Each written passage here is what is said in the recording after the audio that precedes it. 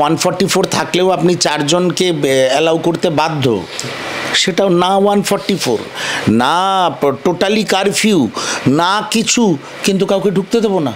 দলুয়া খাকির দিকে যদি আমরা একদম পরিষ্কার নজর রাখি, দেখলাম দিনভর লড়াই চলল। যেদিন সৈফুদ্দিন খুন হলো তারপর থেকে আজও পর্যন্ত আশ্রয়হীন এতগুলো মানুষ, কংগ্রেসের পক্ষ থেকে মিছিল করে যে যাওয়া হয়েছিল, কি জানতে পারা গেল? প্রশাসনিক সাহায্যই বা কতটা পেল আশ্রয়হীন মানুষগুলো? দেখুন, আমি যতদূর শুনেছি যে আমরা যেদিন গেছিলাম দলুয়া খাকিতে, আগের দিন জয়েন্ট বিডিও ত্রাণ নিয়ে গেছিল। জয়েন্ট বিডিও থেকে ত্রাণ নাকি সাধারণ মানুষ নিতে চায়নি, এরকম একটা কথা রটে রয়েছে, এবং যা রটে তার কিছু তো বটেই। কেন নিতে চায়নি, কী কারণে নিতে চায়নি বলতে পারবো না। হতে পারে মানুষের এটা একটা নীরব প্রতিবাদ মমতা বন্দ্যোপাধ্যায়ের প্রশাসনের প্রতি, কারণ এত বড় একটা ঘটনা ঘটলো, এতগুলো বাড়ি জ্বললো, দোকান জ্বললো, মানুষ আজকে আশ্রয়হীন, তাদের মাথার ওপরে কোনো ছাদ নেই, পেটে খাবার নেই। তারা বলছে তো যে আমাদের মাথার ওপরে ছাদ নেই, পেটে চাল নেই। বহু সাংবাদিক ভিতরে গেছেন পুলিশ পারমিশন নিয়ে, এবং তাদের কাছে সাধারণ মানুষ মুখ খুলেছে। এবার বিষয়টা হচ্ছে, এবার গেল প্রদেশ কংগ্রেসের প্রতিনিধি দল। প্রতিনিধি দলে আমাদের, আপনি জানেন কারা কারা ছিল, আশুতোষ চট্টোপাধ্যায়, সৌম্য আইচ রায়, প্রাক্তন বিধায়ক অসিত মিত্র, জেলা সভাপতি জয়ন্ত দাস ছিল, আমি ছিলাম, সৌমেন বিশ্বাস আরেকজন সম্পাদক ছিলেন, এবং অগণিত জেলার কর্মী এবং নেতৃবর্গ। আমরা সবাই গেছিলাম। আমাদের মাধ্যমে মাননীয় প্রদেশ কংগ্রেস সভাপতি অধীর রঞ্জন চৌধুরী ত্রাণ সামগ্রী পাঠিয়েছিলেন।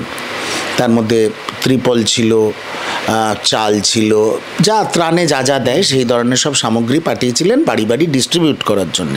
এবং আমরা এটা সিদ্ধান্ত নিয়েছিলাম যেই বাড়িতে যতটা প্রয়োজন একটা প্রপোর্শনেট ওয়েতে আমাদের সামর্থ্য অনুযায়ী আমরা ডিস্ট্রিবিউট করব। কিন্তু অদ্ভুতভাবে দেখলাম যে ওখানকার লোকাল এসডিপিও বিরাট বাহিনী নিয়ে, বিরাট র্যাফ নিয়ে দাঁড়িয়ে রয়েছে ঠিক গ্রামের রাস্তাটার মুখে।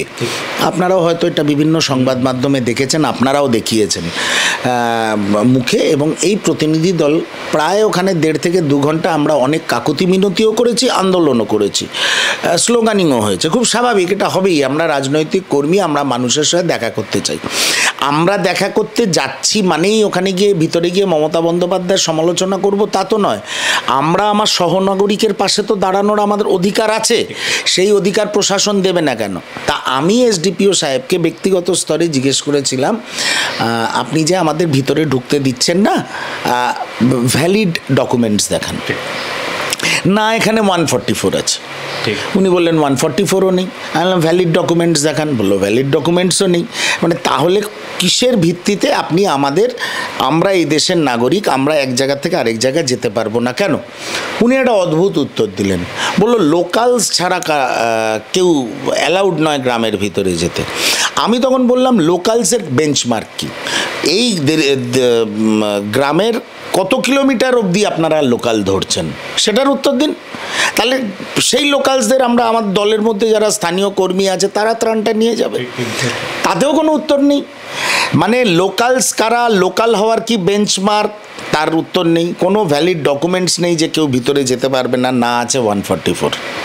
এইভাবে মমতা বন্দ্যোপাধ্যায়ের প্রশাসন চলবে পশ্চিমবঙ্গে? এটা হতে পারে কখনো? আমরা শেষ অবধি এসডিপিওকে বললাম যে আমাদের 4 জনকে ছাড়া 2 জন মালগুলো সঙ্গে নিয়ে যাবে, 2 জন নেতৃত্ব কেউ যাবে, তারা গিয়ে বাড়ি বাড়ি দিয়ে আসবে, নট অ্যালাউড। শেষে বললাম, এবং আমরা এই প্রস্তাব দিলাম আপনারাই এসকর্ট করে নিয়ে যাবেন, আর কেউ আপনার ব্যারিকেডের ভিতরে যাবেন। তারপরে আমরা বললাম যে 2 জন আমাদের মহিলা নেত্রীকে ছেড়ে দিন। 2 জন মহিলারা তো গিয়ে আগুন জ্বালাবে না, গুলি চালাবে না। 2 জন মহিলা ত্রাণ সামগ্রীগুলো নিয়ে যাবে, আপনাদের সঙ্গে যাবে, আপনাদের সঙ্গে ফিরে আসবে, আমরা ততক্ষণ কেন ওয়েট করব? সেটাও করতে দেওয়া হলো না। তা এটা কি পুলিশ রাজ চলছে, না কি চলছে, না West Bengal is under a state of emergency? আমরা ওই জায়গায় গিয়ে সত্যি বুঝতে পারলাম না সুমিত। আমরা খুব অবাক যে মমতা বন্দ্যোপাধ্যায় এইভাবে কি করে গণতন্ত্রকে দমন পীড়ন করবেন, কতদিন পায়ের তলায় মারিয়ে রাখবেন। মানে আমার সত্যি ভাবনা হচ্ছে, আর উত্তেজনা হচ্ছে না বাংলার পরিস্থিতি দেখে। আমি একজন রাজনৈতিক কর্মী, আমার খুব ভাবনা হচ্ছে যে towards which destination Mamata Bandyopadhyay is heading. এর কি ব্যাখ্যা ওনার কাছে আছে? দেখুন, ব্যাখ্যা তো দিতেই হবে। 34 বছরের বাম জামানা শেষ হয়েছিল, হ্যাঁ, দুর্ভাগ্যজনকভাবে আমরাও সেই শেষ করার ইয়েতে মমতা বন্দ্যোপাধ্যায়কে সমর্থন করেছিলাম। তার ফল নিশ্চয়ই আমি ব্যক্তিগত এটা আমার ব্যক্তিগত মতামত, ভালো হয়নি। তা 34 বছরের একটা শাসন যখন শেষ হচ্ছে, 15 বছরের একটা শাসন তো আজ না হোক কাল শেষ হবেই। তারপরে মমতা বন্দ্যোপাধ্যায়ের ব্যাখ্যাটা কি, গণতন্ত্রের পরিভাষাটা কি, কি ব্যাখ্যা উনি দেবেন, এটা কিন্তু জানার জন্যে আমি একজন রাজনৈতিক কর্মী যদি বেঁচে থাকি, কারণ এখন তো জন্ম মৃত্যু যে কোনো সময় হতে পারে, যদি বেঁচে থাকি এই ব্যাখ্যাটা মমতা বন্দ্যোপাধ্যায়ের থেকে আমার নেওয়ার ইচ্ছা। একটা গ্রাম আক্রান্ত, গুলি চলেছে, আগুন দিয়ে বাড়ি জ্বালিয়ে দেওয়া হয়েছে, সেখানে আমরা কিছু রাজনৈতিক কর্মী, একটি রাজনৈতিক দল ত্রাণ নিয়ে গেছে, খুব ভালো কথা। রাজনীতির ব্যাখ্যা হচ্ছে আমি ভিতরে গিয়েও রাজনীতি করব, এটা আশঙ্কা প্রশাসনের হতে পারে, শাসক দলের হতে পারে। দুজন মহিলা গিয়ে কতটা গন্ডগোল করতে পারে ভিতরে? আর আপনি যখন আপনার পুলিশ প্রশাসনকে বলছেন কাউকে ঢুকতে দিও না, তার কাছে ভ্যালিড ডকুমেন্টস থাকবে না কেন? 144 থাকলেও আপনি 4 জনকে অ্যালাউ করতে বাধ্য, সেটাও না 144, না টোটালি কারফিউ, না কিছু, কিন্তু কাউকে ঢুকতে দেবো না।